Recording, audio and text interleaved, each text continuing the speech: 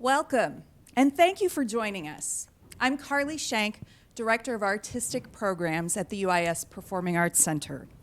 We are so pleased to bring you this panel discussion as part of the Our Stage, Our Voices initiative, which strives to make critical space for historically underrepresented communities in the performing arts through discussions, education, and performance.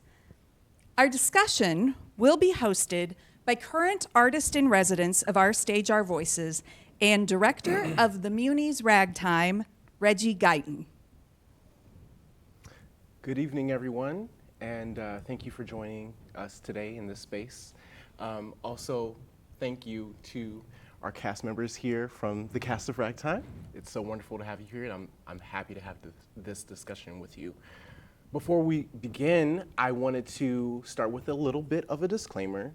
This is a time where we are exploring what we've learned. We're coming to our own developments and having conversation around it.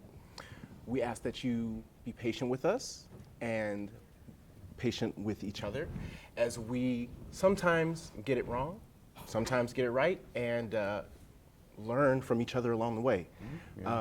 So this is a safe space, and I just wanted to establish that just because. So on my left here, I want to make some introductions. Sorry about that. On my left here is Vincent Chappelle, otherwise known as June. We have Karen Gertis, Sarah Geckner, and Brett Rutherford. Each of these folks have key roles in the role of Ragtime. Throughout this process, we've learned beautiful music. We've started and begun staging and talking through scenes that are sometimes heartbreaking, sometimes joyful and celebratory, but also highly emotional. I wanted to take the time and really discuss how these moments in Ragtime feel to us as actors and performers who are living in a time period that is ultimately not too different from then. So before, I just want to open this up really quick. How familiar were you all with Ragtime before we started this process? Had anyone done the show before or seen it? Kind of. I saw the Broadway production here, and I did costumes with Ragtime at Springfield High. Okay, so familiar with the story for sure. And anyone else? I saw it on Broadway, the revival in '09. I was fortunate enough to get to see that. I saw it here as well. I saw it at I've seen it a lot of times. It's my favorite musical, so I've seen it a lot of times. I'm extremely familiar with it. So I was just absolutely delighted to get to be a part of it for real, to be inside of it instead of an observer. Sure. Anyone else? I saw a touring company in St. Louis. I've seen other productions locally. I've never been in it, and so I was thrilled to be finally singing the beautiful music and telling a really amazing story. Oh, in Muni's production. Yes. In 2005, was it? Yes, '05. I saw it every night. Oh, wow. Yeah. Have you seen She's it? a fan. No, outside of like understanding or knowing about like the genre of music, I'd never had the opportunity to see it in action. As far as the musical goes, so it's nice to not only get to like see it, but to be a part of it. Yeah. So I had never had the opportunity to see it before. I had the chance and opportunity to apply to direct, and while I was getting ready to put in my submission, and I really got familiar. And of course, we hear that gorgeous music that carries us, but there's a lot of acting that happens in the interludes and on the Broadway albums. And then if you look hard enough, you can find some clips and really start to get into the meat of the subject matter too. And what a gorgeous and poignant show. Something that really is kind of timeless, even though it's extremely dated. I wanted to take the time and have y'all talk about your own individual character, just briefly to share what your first impression was, and then maybe even how you feel about them now. June, will you start? Yes. Well, I am June, and I'll be playing the role of Booker T. Washington. I'm a historical researcher and curator by trade, so I had some very conflicting feelings about Booker T. Washington that still kind of remain, but I have more of an understanding of how well-meaning he was. He absolutely meant well, though his ideology was a little bit off for me. But this process has helped me understand him just a little bit better than I would have liked. It's kind of forced me to understand him better in order to get more into the role, which I am thankful for, though some of those feelings still remain.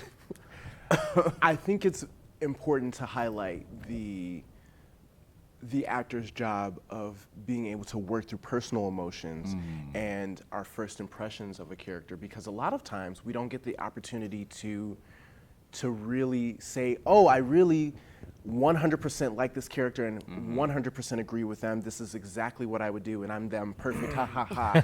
But yet and still, having the opportunity to delve into a character that you don't necessarily agree with their ideology or their method, it does give you a chance to humanize and understand not only that character that you're portraying, but also other figures around you, which I think is very important just to be a productive citizen, you know?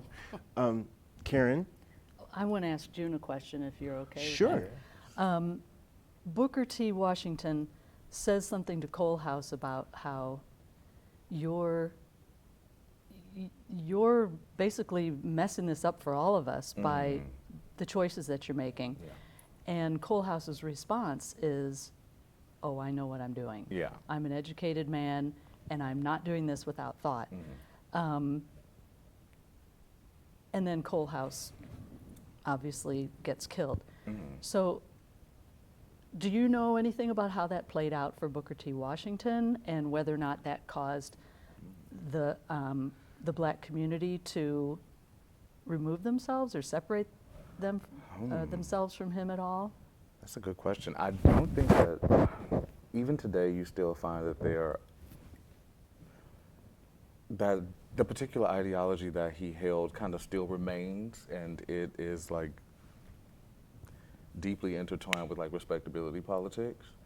And essentially, Coalhouse just wasn't really going for it. You know, he was a little bit more radical than Booker T. Washington would have liked.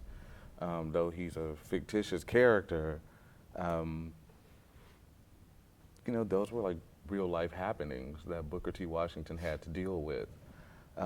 Like the Tuskegee Institute, or Tuskegee University as it's now known, you know, it's a wonderful HBCU, very important to our history. But one of the reasons that Booker T. Washington was put over that particular institution was to essentially to help newly freed black people gain certain skills, but also to keep them in a certain place. A gatekeeper? Gatekeeper kinda? in a way, and they trusted Booker T. Washington to be able to do that. You know, only get so far, but not too much to the point where you start with like a ruckus kind of starts. Let's come back to that a little bit later, because it sort of reminds me of an issue of leaning towards the center. And I want to come back to that because I think this show is about dangers of being too center. You know what I mean? Yeah. But Karen. My character, like June's, is also a real person, Emma Goldman, and I didn't know a whole lot about her until I had seen Ragtime before. She's an anarchist who was trying to help immigrants form a union and basically to just help anybody who was trying to have the rights they were due just by being born, feel supported and find ways to have the kind of life that they deserved, just because of being human. Through things that I've researched about her, I had no idea there Emma Goldman, buildings named after her all over America, and a lot of her thinking about marriage and about a woman's right to choose birth control. That made her pretty controversial in the 1900s when women didn't have a voice. And one of the lines that she says in anger in one of the songs is talking about Sarah's. Sarah was beaten, and she said she was nothing to them. She's just a woman. She was a woman. So, you know, it didn't matter to them. And I think that was so many of the roles of women back then, whether they were immigrants or wealthy. The women just didn't have a voice. And what a dynamic and, I don't want to say unhinged, but untethered person she was. I think the profoundness, let's cut out the extraneous BS. I think the dynamic character of Emma Goldman is super impassioned because she was very upfront about what was wrong with the country and what needed to change and how disgusting, disrespectful, inhumane the policies were at the time. Because it wasn't just about working rights, it was being able to be safe. It was being able to find a place to lay your head at night. It was the ability to be seen as a person. And in the show, you see so many ways that people's personhood is robbed. I may have said that incorrectly, but we get the gist of it. Right. Before I get too far, Sarah, will you talk about your character, please? Yes, so I play Mother, so it's just kind of she doesn't have a name, she's just Mother, and Brett, my husband, Father, and so we have these characters that are fictional characters, but we're interspersed with these real historical characters, which is very interesting. So it's different on our side because we don't have that research to do. You know, we can look at the people from our time period, different people and get an idea. But I think the reason for that is because it's more of just like a blanket. She's mother. Who's mother? Well, she has her own child, but she's mothering in so many different ways. And exactly what Karen said, Mother is a humongous representation of the women being kind of held in their place. She, while she is in the, that kind of wealthy New Rochelle represented group in the show, she's still tethered to her husband. She's trapped in a way. She has one of the biggest character arcs, I think, throughout the show, because she really gets to interact. I should say I really get to interact with everyone. Tata and Cole House in such an intimate way, and Sarah becoming a second mother to Cole House and Sarah's child, and being a mother to my own child, and it's a challenging role because you want to show her empathy and her determination, but you also have to keep that guarded poise because that's the way it was, and just her choices alone to allow Sarah and her child to stay in her home, and that was, I think that was just so almost just crazy for her to have done that, and I just think that she starts to kind of push the limits of what women were allowed to do, and it's a difficult role, but it's also it's very, very rewarding. She gets some really beautiful music, but just the interactions with all the men in her life. Again, her New Rochelle family is her and 4 men. Yeah. And so it's just breaking these boundaries for women, and she really does that. But like I said, you still have to keep that poise and that elegance while it happens. She doesn't get to be radical like Emma Goldman. She still has to keep it on her station. Yes, yeah. She and did, she but had she to keep to that. As much as she would like to have pushed beyond it, she knew that she had to keep things here and not out there where Emma Goldman gets to put things. So. Well, she saw early on that there was another woman in need. Yes. And rather than allow something horrific to happen to her Right. and her baby, she says, I'll take Right, responsibility. and I think it's, you know, a which lot is of it is stunning. that bond with seeing in Sarah that, you know, I talked about this a little bit as we were blocking, that Sarah probably was going through some postpartum and seeing that, you know, that she maybe probably went through that herself but was unable to show that because of who she is and where she has to keep it all. So I think seeing that in Sarah, she maybe saw a reflection of herself and thought, I have to help, I have to do something here. So that brings her out of her shell, and she gets to take charge a little bit because father's gone, and then his return kind of, you know, it starts to push the limits a little bit. So yes. I'm playing father, which it is interesting. Sarah says that she has a very large character arc, and I think sometimes when you look at the role of father, it's just basically out of touch white guy.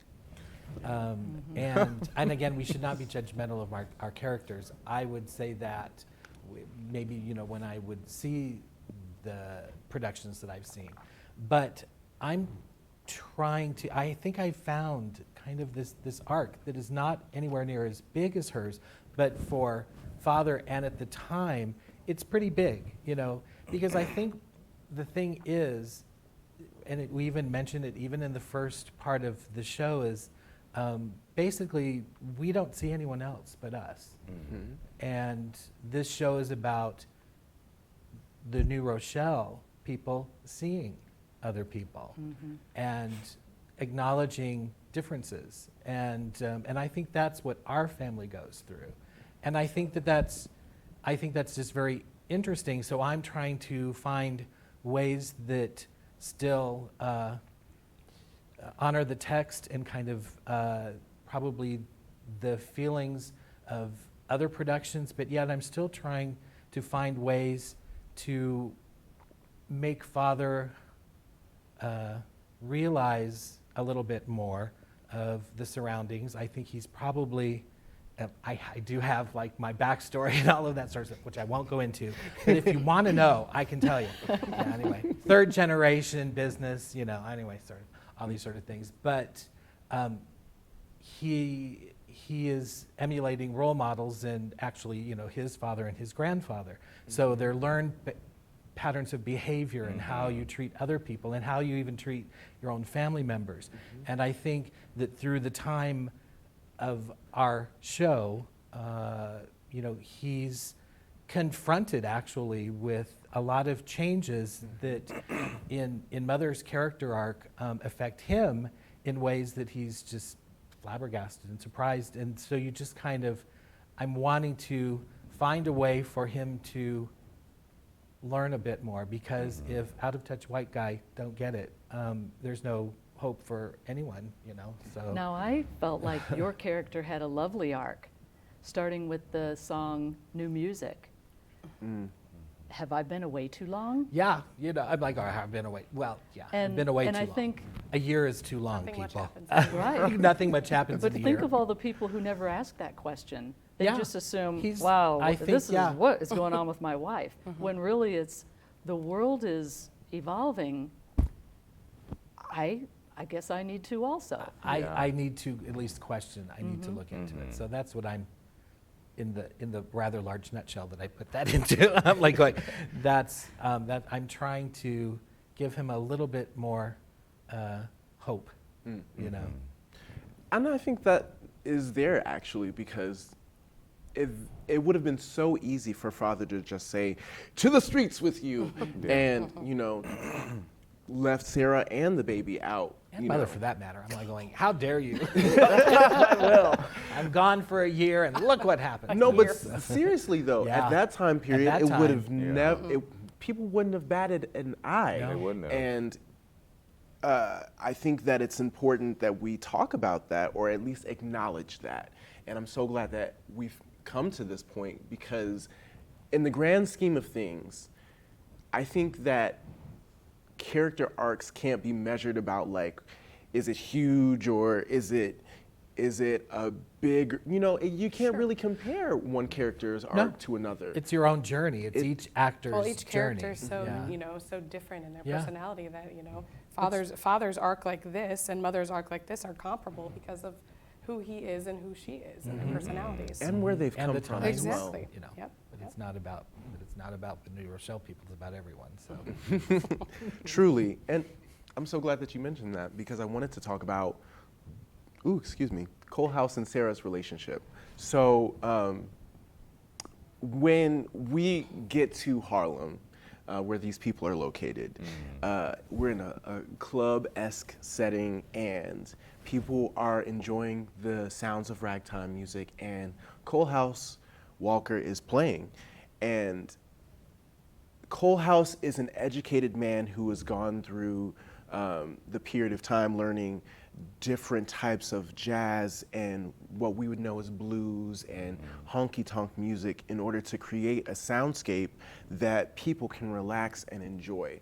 And in this time period, enjoyment, relaxation, Calgon, take me away. That's so, it's life. We want that. We want to be able to cling to what little bit of comfort that we could have. And at this time period, I think that there was so much going on and so much change that it was nice to have a space to be in. So anytime you're in that space, it's really easy for us to, develop attachments and form relationships. And that's what happens. Sarah and Cole House interact, they meet, they spend time together, and then Cole House goes away because he's traveling, playing music in different places and, possibly loving other women, being, dare I say, loose. Yeah, a floozy. A floozy. A Okay. player. He does more playing than just the piano. Okay.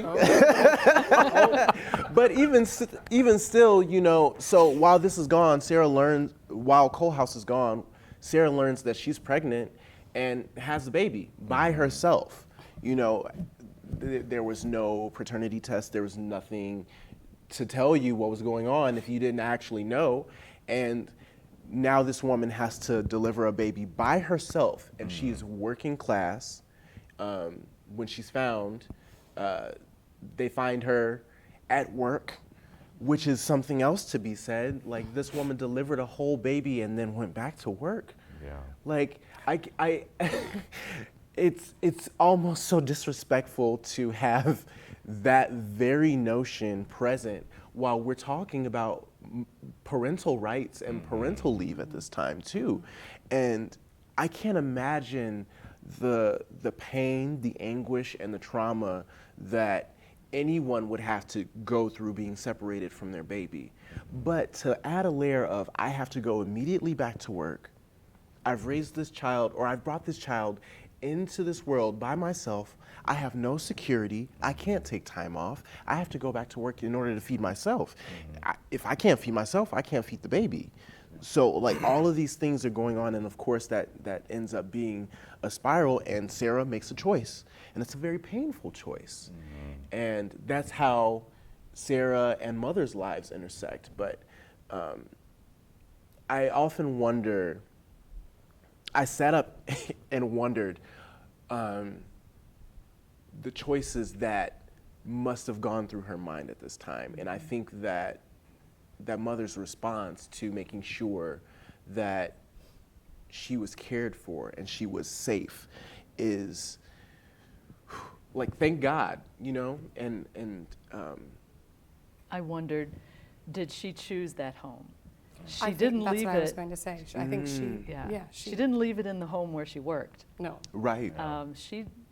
I think she chose, in my mind, that's very she good. chose Very that interesting. home. That's a very good point. I think that often if she had, while she was pregnant, maybe seen, she probably worked in that area, right? Seen the goings on of this home. Maybe she saw Mother playing outside with Edgar and when it happened thought, okay, I know this woman has a child, that she has motherly instincts. So in my last ditch effort, I'm leaving him here because I know she knows how to care for him and hopefully will. I've thought about that a lot too. I picture the home where was she a washerwoman? That in one of Mother's I know, songs, the Sarah thing. Yeah, The Sarah mother. in one of her songs, she sings about how she sees her servants come up the hill to her house and never really thought about, do they have a life beyond the life here at my home?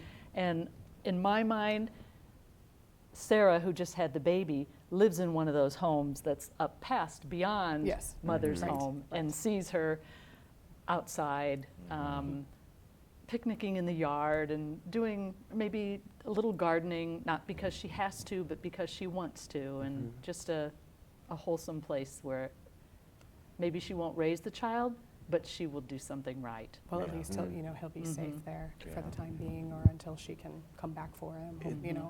I don't know exactly what she's thinking at that moment, but that's kind of. It's very Probably interesting because I had a completely different take, and it's not that I'm envisioning her wanting to see this baby die, but the thought of my mind was just like, I have to just leave you, and whatever happens, happens.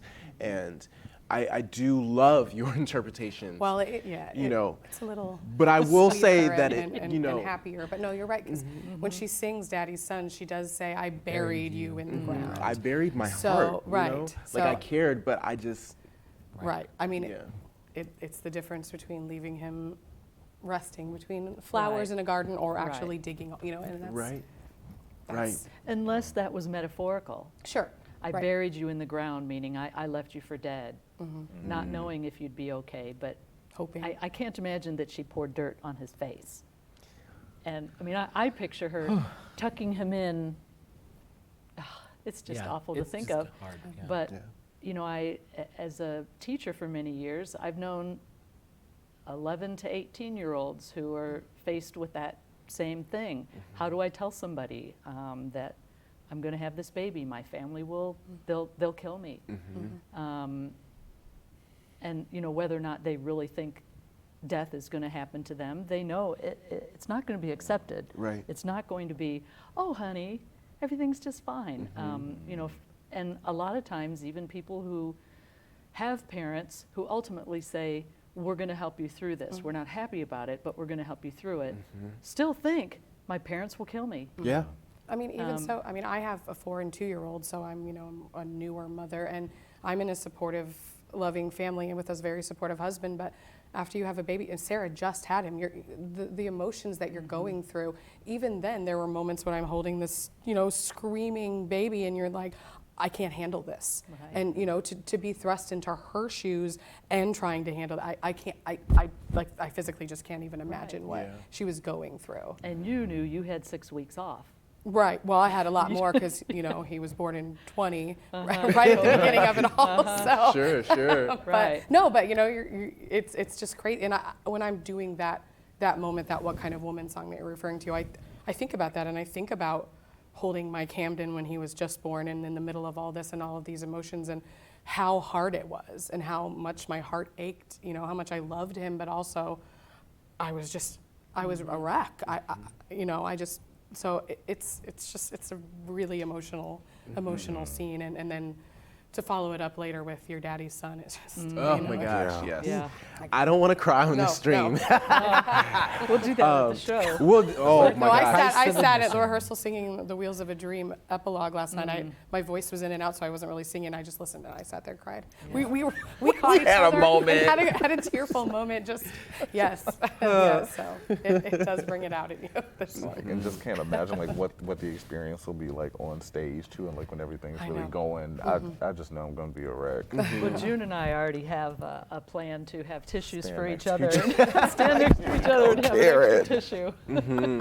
Because there are so many songs that there are so many songs about struggle and loss and overcoming so much. And we've all been through obstacles, but nothing like what some of these people have been.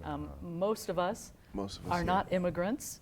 Most of us are not first-time Americans. We've had some freedoms that many people in this show have not, and it's just it's hard to separate yourself from when you're really into that moment and you're just feeling. We understand why Cole House demands that. We don't like where he's going, but we understand. We can feel that emotion, and this show has so many places where it just, there's so many times when it just takes you to a place that makes you look and think. Yeah. It's a very honest show. Yeah. And I think that's part of the difficulty that we have, and the responsibility, I should say. Yeah. It's not just difficulty, it's responsibility. Because there are times that there are very hurtful words that come out of our mouths. And, well, not mine personally, but,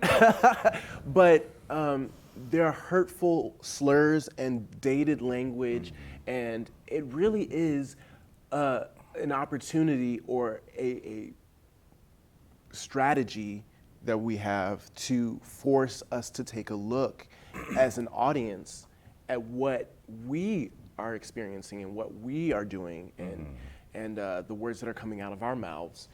And it's not just the N-word. That's the other thing. Even though this Black struggle is highlighted in this show, immigration struggle is also highlighted as well, and that does mean that identities are they're run through the mud. They are seen as second class, and that they're often disrespected, with the exception of Houdini, who had his own struggles, of course. But being an immigrant in this nation is already hard, but there's a lot of issues that have come before us that are highlighted in the show. And I think the way that the language highlights these struggles is important for us to like really bring to the forefront. I mean, yeah, Tata's struggle is, I mean, we've just gone through this whole, litany with Sarah and Coalhouse, but then we'd be remiss not to talk about Tata's struggle, just trying to feed his daughter. He has this American ideology of, I'm going to come here and I'm going to make art and I'm Keep going to my be head able down to and do just go for it. right. And Yeah. it's just, that scene in Success when he, is approached by a man trying to buy his child. That scene, I mean, right there is That messed me up. yes, it's horrifying, and it's just that character is just Tata is. Every character in the show is so dynamic, and no one's without their struggles. But Tata, his arc is just as Coalhouse's. Tata does find happiness in Act 2. You really get to see his. The personification of the American dream, but it takes so much for him to get Yeah. there. Right. So and then it much. was almost by accident. It really Yeah. It was. was just by sheer luck that somebody noticed Saw his it. skill and was willing to pay money for his art, 'Cause for so which brings many, us to supporting our local artists. Support Support the your arts. local artists. Please do. Support the arts. And it's not just saying, oh, I really love what you painted. It's, I'd like to buy a print Yeah. of what you've painted, and I can't afford the $200 one, but would you sell me this one Yeah. that's a copy for 50 or 20 or whatever, to keep the arts alive. I love that he didn't even question, like, will you give me like 50 cents? He was just like, how much? Just ask and then set the Right. price. Yeah. $1? Which was, huge. It's not for I like going, he said, I'm not paying that much for nothing I that don't can- have no name. Yeah. So I like it. artists out there, make sure you You have name a your name. projects. title. But I like that Tata starts with, it's not for sale, $1. $1. I know. Yep. He realizes an opportunity and takes that opportunity. And I think that's kind of what we're doing right here is we're seeing an opportunity to share not only information, but to also bring the arts to more people and meaningful arts. Yes. That a show maybe you've never heard about can still be something moving and wonderful. And so often we go to shows only we've heard of. Right. Yeah, this is such a different kind of show. It's not your typical Music Man with your Music comedy. shapoopy numbers, Right. and this is. I Right. mean, we were joking, but because we were doing a performance at the 5K a couple weeks ago, and the other 3 shows of the season had such wonderful upbeat songs to run to, and then here I am singing Back to Before, a song about a woman leaving her husband while these people are running by with their drinks, like. I mean, I'm like, I don't put you to sleep, but this show, every song has a purpose, and while it does entertain, it's moving us. The music is what moves the story, Right. and it's such a different animal than your typical musical. There's so much history in There each of the is, songs. and I mean, I feel like every song is necessary and is part of the picture. It's not just we're going to give you some lines through, here's our scene, and then here's a little fun. The songs are what really carry the narrative.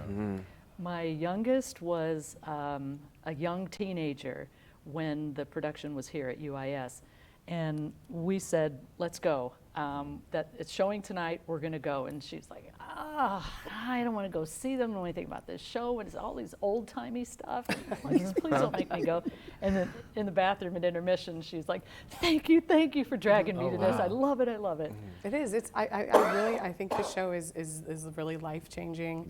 Yeah. It's, for anyone that hasn't seen it, I'm jealous of you to see it for the first time, because really, it just, I'm a music geek, and so I fell in love with it at age 12, which is weird, but it's just because, it's just, there's so many things happening, and it's just gorgeous. Every moment of it Music from is start to, just- it is. It's the most lush Broadway score I think Stunning. ever written. And extensive too. Oh, I mean, Oh my it's the gosh. libretto Oh is- my gosh. It's just, It's hard The orchestra music. book came into like Act 1, Act 2. Yeah, usually But it's we learn, important.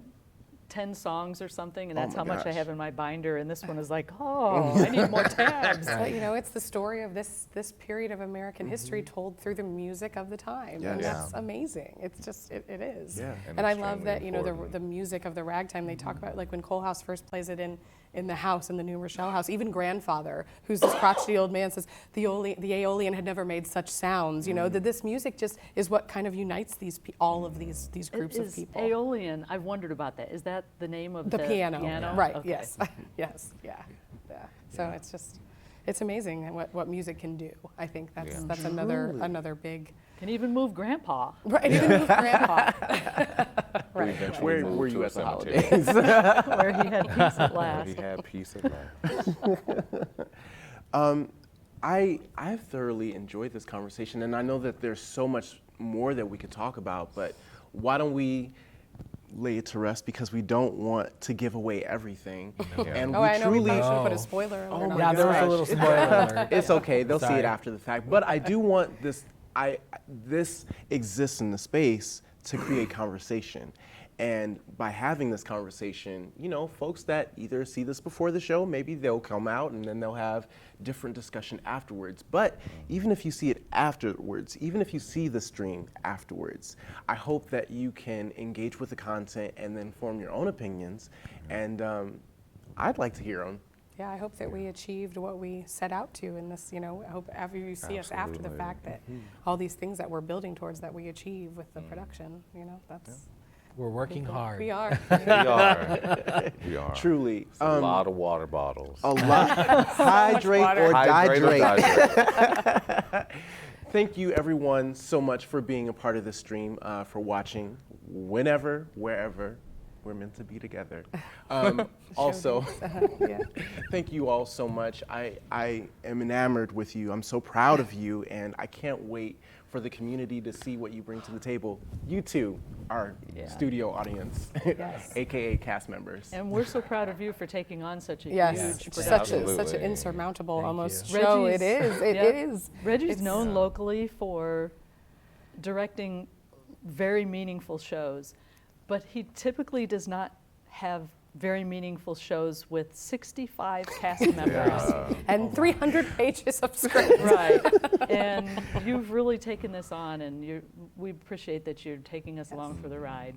Thank you so much. Just like you said, the world needs ragtime right now. Yeah. It It does. does. It really does. It's So really significant. It is. It's so meaningful right now. So Father's Day weekend, right? That's what Father's Day weekend, and also Juneteenth, Juneteenth. which I think Yes. is just so poignant. Yeah. it is. It So is. I'm going to get off of here before I start crying, but the dates are June 17th through June 19th and the 22nd through the 26th, and we're sponsored by Sickich.